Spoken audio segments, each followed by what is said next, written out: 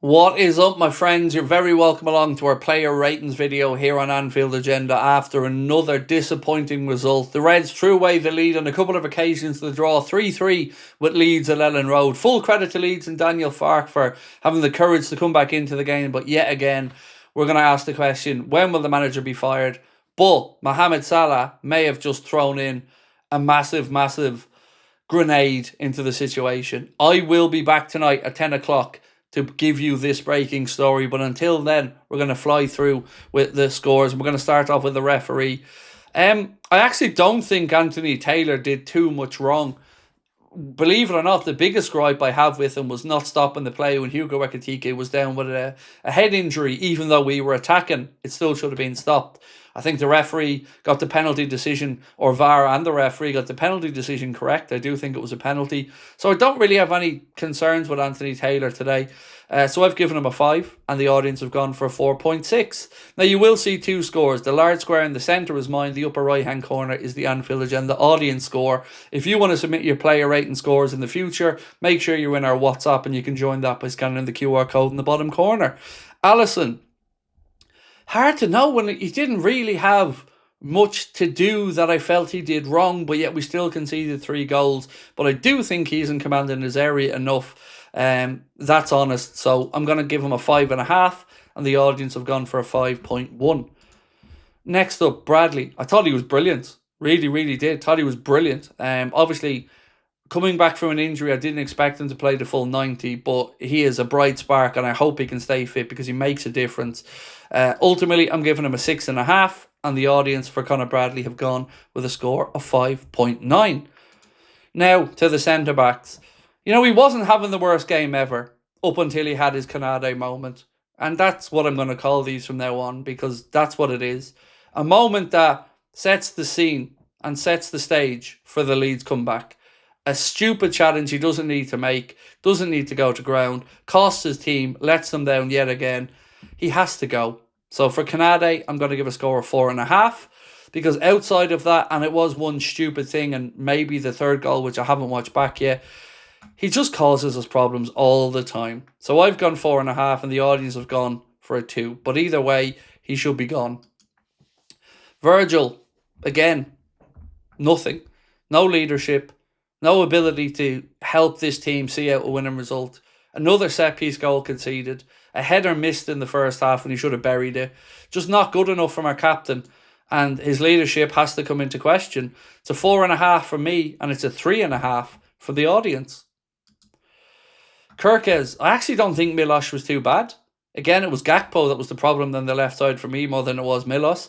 I don't think Cody Gakpo refuses to go around the outside or use the ball around the outside. And I think that's to the detriment of Milos Kirkes. So I'm going to give Milos a 5, and the audience agree, and I've given them the exact same score. Next up, Gravenberch. I don't think he was good today. And again, we're too weak in the middle of the park, and we're too easily played through. And we've got to talk about this. And we've got to talk about this like adults. He's part of that problem in there. He's a great midfielder, but he isn't the 6. And that's costing us again. So I'm going to give Ryan a 4. And the audience have gone a bit higher there with a score of 5.3. And I do believe this is the lowest score I've ever given Ryan. But again, it's his job to shield the back 4. And once again, we concede and concede and concede. And we can't stop the flow. Next up, Curtis Jones. Probably the second best player on the pitch for me in a Liverpool shirt after Hugo Ekitike. I think Curtis Jones was driving us forward and, again, playing with fire and intensity. People always slag him off, and I'm not saying he's the best player in the world, but I don't think he's the problem at the minute. So for me, I'm going to give Curtis a 6, and the audience not too far behind with a score for Curtis of 5.9. Dominic Szoboszlai was a very good performance again today from him. Great finish for the goal. It was a delicious dummy by Maka.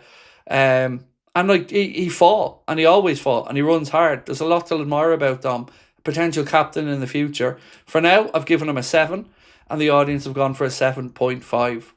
I've got to be honest, a second ago when I was speaking about Ekitike being the man of the match, I completely forgotten about Dom till his name came up. So yeah, Dom was really good. It's a 7 for me and a 7.5 from the audience. Wirtz, I thought he did well today. It wasn't his best game, but you can again see the pockets of space he's looking to take up, the balls around the corner and the setup for the attacks. Obviously, I understand him being taken off when the manager knows he's coming back from an injury, and we've got Inter Milan on Tuesday. But unfortunately, in the end, it cost us the changes. So I'm going to give Wirtz a 6, and the audience have gone for 5.8. Next up, Cody Gakpo. It's just incredibly ineffective and wasteful again. And I don't know how we keep starting every week. I don't want to get on the Cody Gakpo to blame bandwagon, but today was another poor performance where he was wasteful, and I highlighted many times during the watch along things he was doing wrong, and he doesn't seem to be able or willing to change them, and he keeps getting picked. So for me, it's a 4 for Cody Gakpo, and the audience have gone even lower there with a score of 3.6.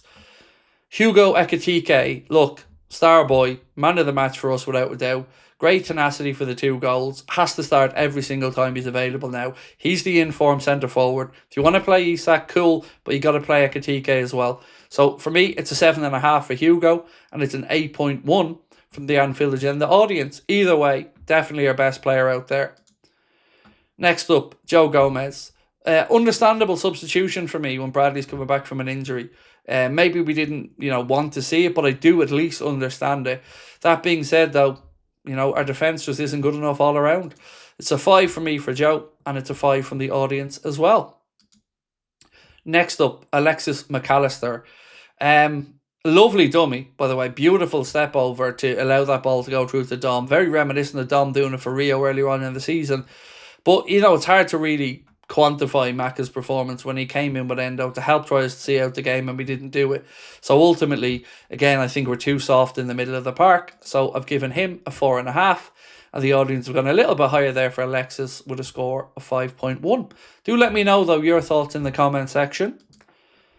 Next up, Alexander Isak, who almost had an immediate impact when he came on, glancing a header just wide of the keeper's post. It's very difficult to give him a score when it was all Leeds after he came on, who were just looking, again, the more likely to go and find that winner. It's just not firing for us at the minute. And Isak, I've no problem with him playing, but it needs to be alongside, or he should be on the bench ahead of Ekitike, in my opinion. So for Isak, I'm giving a 5.5. Unlucky, another yard the other side of the post, and that could have been a glorious winner. So it just kind of sums up where we're at. The audience, they've gone for a 4.4 for Alexander Isak. Wataru Endo, he put in some good blocks and some good challenges in the middle of the park, but again, like McAllister when he came on, we weren't able to stem the tide, and Leeds found the way to get back into the game. So unfortunately, again, we're just too soft, and it doesn't matter who we put out there, this team is too soft. So Endo gets a 6 for his little cameo from the bench, because at least he was putting in challenges and putting blocks in and showing he gave a shit. And the audience have gone a bit lower there for Wataru with a 4.7. And last, Arna. Of all the poor results we've had in recent weeks, this is the one that he probably has the least individual blame for. But in the overall grand scheme of things, he is allowing that mentality to seep in, and he hasn't stopped the rot. That has to rest on his shoulders. The team selections have to rest on his shoulders. The inability to get a tune out of these players have to rest on his shoulders. And individual errors are just that. But when you're putting in a centre-back who's making those same errors week after week after week, you do have to take some responsibility for that. So for Arnott today, I've given him a 5, because, like I said, probably more individual errors today than it, but he's got to go. He's got to go. It cannot even be a debate. It's week after week, failure after failure, and the stuff coming out of his mouth is quite frankly embarrassing after games. I'll give you an example of what I'm talking about. He said, where was this one? Sorry. He said that where is it? This one. There's every reason to be positive. Maybe we've played 2 games where the other team has created more chances than us, but that's not what it's about. He's deluded. There's every reason to be positive. No, mate, there's you trying to save your job, and that's all this is. By trying to tell lies to the world and think that people are going to nod along. Sorry, time for Arnold to go. It's got to be done. The season is on the line, and we're not too far away from the top 4, despite the failures. So they've got to sack the manager. As I mentioned, I'll be back at 10 o'clock to take you through that breaking Mohamed Salah bombshell story. We'll see you at 10. Until then, thank you for your support. Let me know your thoughts in the comment section, and we'll catch up soon. Much love.